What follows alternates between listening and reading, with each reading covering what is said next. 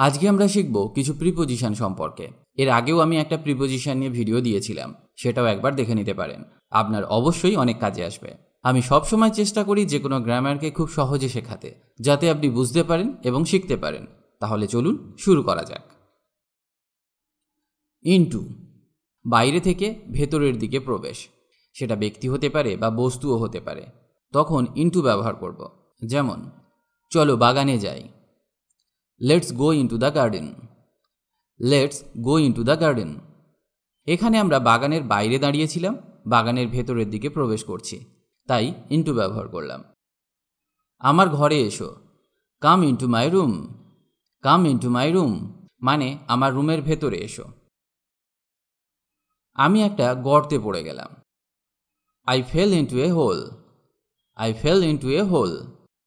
ধরে নেওয়া যাক আমি রাস্তা দিয়ে হাঁটছিলাম, হঠাৎ করে একটা গর্তে পড়ে গেলাম, মানে বাইরে থেকে ভিতরে ঢুকলাম, তাই ইনটু ব্যবহার হলো। আমি সমস্যায় পড়েছি। I got into trouble. I got into trouble. আরও কয়েকটি ব্যবহার দেখা যাক। অনেক সময় কোনো ব্যক্তি বা বস্তুর অবস্থার পরিবর্তন হলে তখন ইনটু ব্যবহার করা হয়। যেমন, আলুর খোসা ছাড়িয়ে ছোট কিউব করে কেটে নিন। Peel the potatoes and cut into small cubes. Peel the potatoes and cut into small cubes. এখানে আলুগুলি গোটা ছিল, কিন্তু সেগুলি কেটে ছোট ছোট করা হলো, তাহলে আলুর একটা শেপের পরিবর্তন হলো। তাই এই সব ক্ষেত্রে ইনটু ব্যবহার করতে হবে। আবার তার বইগুলি 20টি ভাষায় অনুবাদ করা হয়েছে। His books have been translated into 20 languages. His books have been translated into 20 languages. বইটি লেখা ছিল একটি ভাষায়, সেটাকে আরও 20টি ভাষায় অনুবাদ করা হয়েছে। আমি যেগুলি শেখাচ্ছি সেগুলি একদম বেসিক, তার সাথে আপনি যাতে খুব সহজে বুঝতে পারেন এবং মনে রাখতে পারেন, আমি সেটাই চেষ্টা করছি। এছাড়াও আরও নানাভাবে ব্যবহার করা হয়ে থাকে, সেগুলি আমরা অ্যাডভান্স লেভেলে শিখব। থ্রু, কোনো কিছুর ভেতর দিয়ে, একদিক থেকে অন্য দিকে, বা এক প্রান্ত হতে অন্য প্রান্ত পর্যন্ত, বা এক পাশ থেকে অন্য পাশ ইত্যাদি বোঝাতে থ্রুকে ব্যবহার করা হয়। যেমন, আমি জানলা দিয়ে ভেতরে আসলাম। I came in through the window. আমি বাইরে থেকে ভেতরে এলাম, কিন্তু সেটা জানলার মধ্য দিয়ে, তাই এখানে থ্রু ব্যবহার হলো। আমি আমার নাক দিয়ে নিঃশ্বাস নিতে পারি না। I can't breathe through my nose. I can't breathe through my nose. আমি টানেলের মধ্য দিয়ে গাড়ি চালালাম। I drove through the tunnel. ড্রাইভের পাস্ট ফর্ম হলো ড্রোভ। আমি গাড়ি চালালাম, কিন্তু সেটা টানেলের ভিতর দিয়ে এবং এক পাশ থেকে অন্য পাশে গেলাম, তাই এই সব ক্ষেত্রে আমাদের ইনটু ব্যবহার করা উচিত। আমি তাকে রেড সিগন্যাল দিয়ে গাড়ি চালাতে দেখলাম। I saw him drive through a red signal. I saw him drive through a red signal মানে রাস্তায় রেড সিগন্যাল ছিল, যখন তার দাঁড়িয়ে থাকার কথা তখন সেটা না মেনে সে তার মধ্য দিয়েই গাড়ি চালিয়ে চলে গেল। আবার কারো মাধ্যমে কিছু পাওয়া বা কারো মাধ্যমে কিছু করা ইত্যাদি বোঝালে ব্যবহার করা হয়। যেমন, আমি আমার বাইকটি বাবার মাধ্যমে পেয়েছিলাম। আমি আমার বাইকটি বাবার মাধ্যমে পেয়েছিলাম। I got my bike through my father. I got my bike through my father. আমি বিজ্ঞাপনের মাধ্যমে গাড়িটি বিক্রি করেছি। I sold the car through advertising. I sold the car through advertising. এখানে আমরা শিখলাম মাধ্যমে কথাটির ইংরেজি করতে থ্রুকে ব্যবহার করা হয়। অ্যাক্রস। অ্যাক্রস মানে অপর পারে, আড়াআড়িভাবে, এপার থেকে ওপার ইত্যাদি বোঝাতে অ্যাক্রসকে ব্যবহার করা হয়। ফর এক্সাম্পল, সে রাস্তার এপার থেকে ওপার হেঁটে গেল। He walked across the street. He walked across the street. তারা নদীর এপার থেকে ওপার একটি নতুন সেতু তৈরি করছে। They are building a new bridge across the river. They are building a new bridge across the river. আবার অপোজিট সাইড বা বিপরীত দিকে বা ওপারে বোঝাতে অ্যাক্রসকে ব্যবহার করা হয়। ফর এক্সাম্পল, ব্যাংকটি ঠিক রাস্তার ওপারে। The bank is just across the road. The bank is just across the road. নদীর ঠিক ওপারে একটা ছোট্ট জঙ্গল আছে। There is a small forest just across the river. There is a small forest just across the river. Around. Around মানে আশেপাশে, চারপাশে, কাছাকাছি ইত্যাদি বোঝাতে ব্যবহার করা হয়। যেমন আমরা টেবিলের চারপাশে বসেছিলাম। We sat around the table.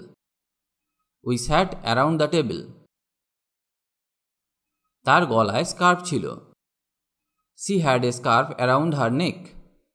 She had a scarf around her neck মানে তার গলার চারপাশ ঘিরে। চাঁদ পৃথিবীর চারিদিকে ঘোরে।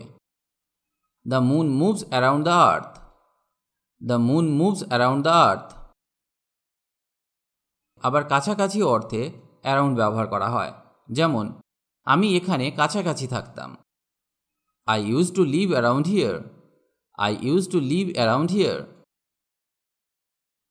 এই ওষুধটি সারা দেশে প্রচলিত। This medicine is common all around the country. This medicine is common all around the country মানে সারা দেশের সব জায়গায় প্রচলিত। আবার কোনো কিছু প্রায় বা আন্দাজ করে বোঝাতে অ্যারাউন্ড ব্যবহার করা হয়।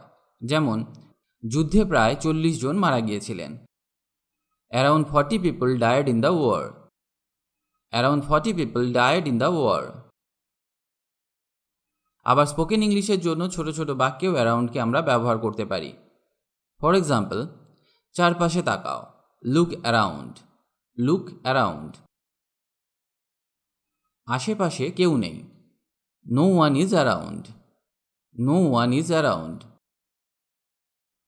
আমি প্রায় 2:30 নাগাদ চলে গেলাম। I left around 2:30. I left around 2:30. আমি বিছানা থেকে 7টার দিকে উঠলাম। I get up around 7. I get up around 7. দুপুরের দিকে বৃষ্টি হতে পারে। It may rain around noon. It may rain around noon. Up. এক কথায় আপ মানে উপরে, তবে ইংরেজিতে আপকে নানাভাবে ব্যবহার করা হয়।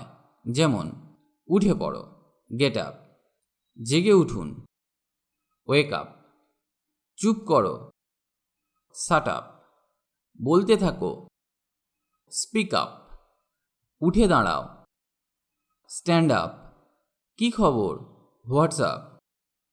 এইরকম ছোট ছোট বাক্যে আমরা আপকে ব্যবহার করতে পারি। এতে আমাদের স্পোকেন ইংলিশের অনেক উন্নতি হবে।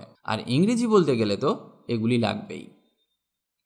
উপরে বোঝাতে, in a high position or at the top বোঝাতে আপকে ব্যবহার করা হয়।